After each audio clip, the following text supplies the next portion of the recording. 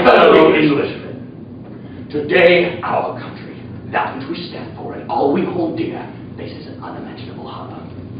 Extinction. A parasite, a virus, unlike any other, threatens to rot the very foundation on which our country has been built. This virus, this infectious evil, must be stopped. The contamination must be contained. This festering monstrosity must be righteously purged. I come before you today because, sadly, there is something very wrong with this country.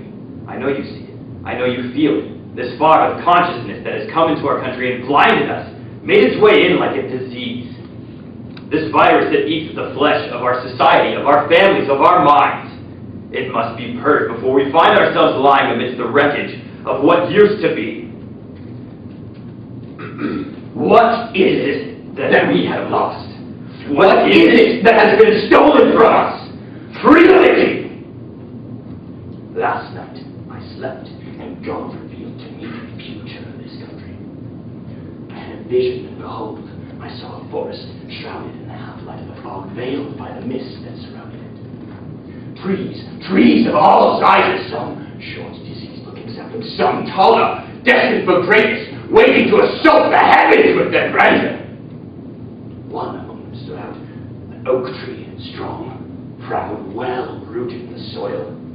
This tree bore the scars of many the teeth of a winter wind, and had stood firm through every storm that had assaulted its growth.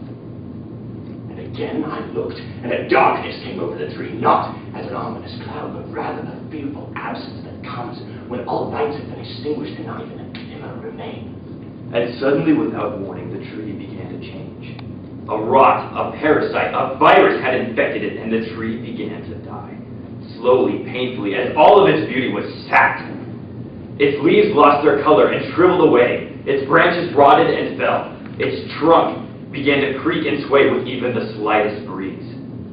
The acrid stench of its rotting trunk filled the air, and other trees laughed at our derision, at the once proud oak that now faced its impending death. I looked once more.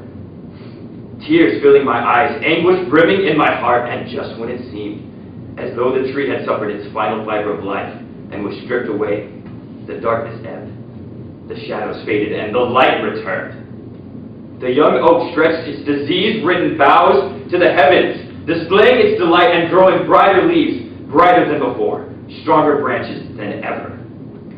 This mist-veiled forest, this grand theater of being is our world, filled with the nations of man.